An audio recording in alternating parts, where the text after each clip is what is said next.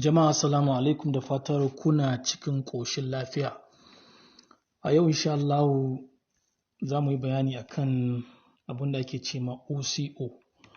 Wato ɗaya daga cikin orders inda muke da su a exchanges kamar misali irin su Binance. Wato OCO tana nufin order ko kuma in ce yana nufin order cancel order. Ma'ana order ce guda biyu. Wadda ɗaya tana taking profit, ɗaya kuma tana fitar da kai kasuwa idan farashin coin ɗin ya karye ya dawo farashin da kasa na stop loss ɗinka. Dama a harkar trading gaskiya dole ne idan har kana son ka kare jarinka, dole ne ka amfani da stop loss ko kuma wato takaitar da faɗuwar da kake son kai a wannan trading na wannan coin ɗin. So yin amfani da OCO zai taimaka maka ka yi amfani da order guda biyu a lokaci guda. Order ɗaya tana taking profit, ɗaya kuma tana fitar da kai kasuwa idan farashin coin ɗin ya karye. Kaga kenan idan ka yi amfani da ita, idan har naka analysis ɗin da kai ya zamo gaskiya, wannan farashin coin ya kai iya farashin da kai analysis zai kai, kaga ko baka ciki zai take ɗin profit. So haka ma in yi karye ya dawo daidai lokaci farashin da kasa shi ma zai fitar da kai kasuwa ma'ana ya takaita ma asara. So a takaice dai abin da ake ce ma OCO, order cancel order. Order ce guda biyu, guda tana taking profit, ɗaya kuma tana fitar da kai kasuwa idan farashin coin ɗin ya karye ya dawo daidai farashin da kasashe wanda kake son ka takaita ma kanka asara.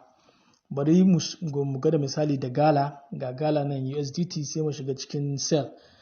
Let's say muna da Gala, muna son mu sayar da shi, mun yi bincike, mun yi technical analysis, mun gano cewa farashin shi zai tashi har ya kai naira 25.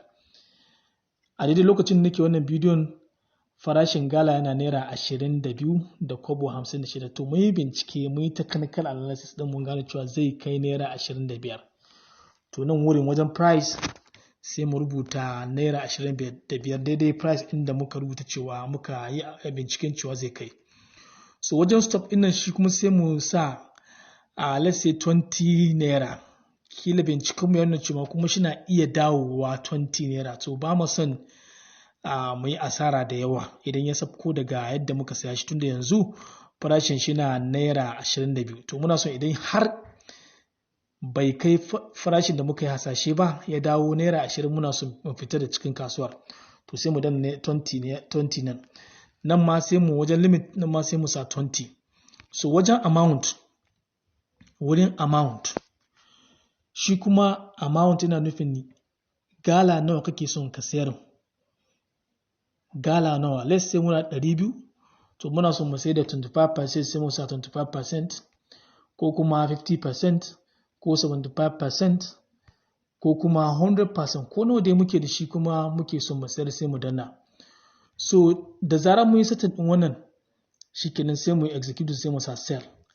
Idan ka danna sell, orders din za ka gare su nan ƙasa wajen open orders.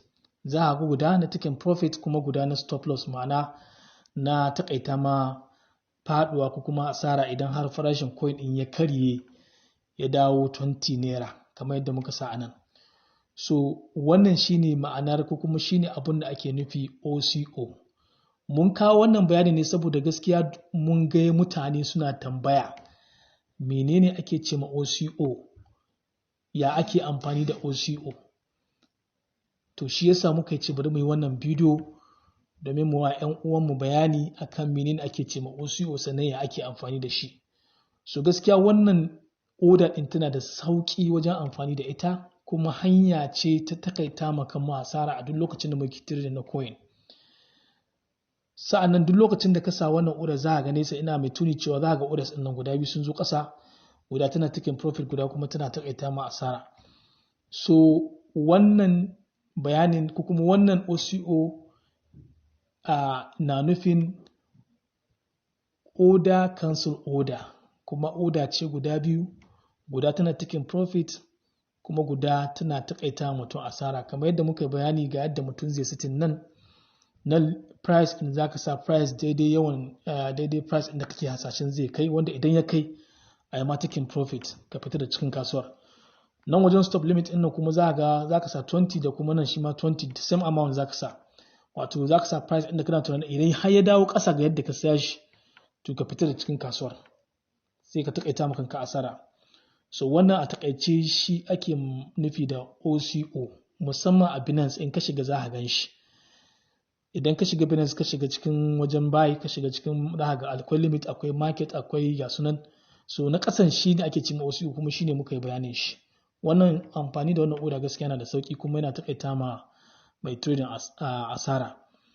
Muna fatar idan wannan shine karonka na farko da ka haɗa wannan channel namu, muna roƙonka da kai muna subscribe. Muna godiya.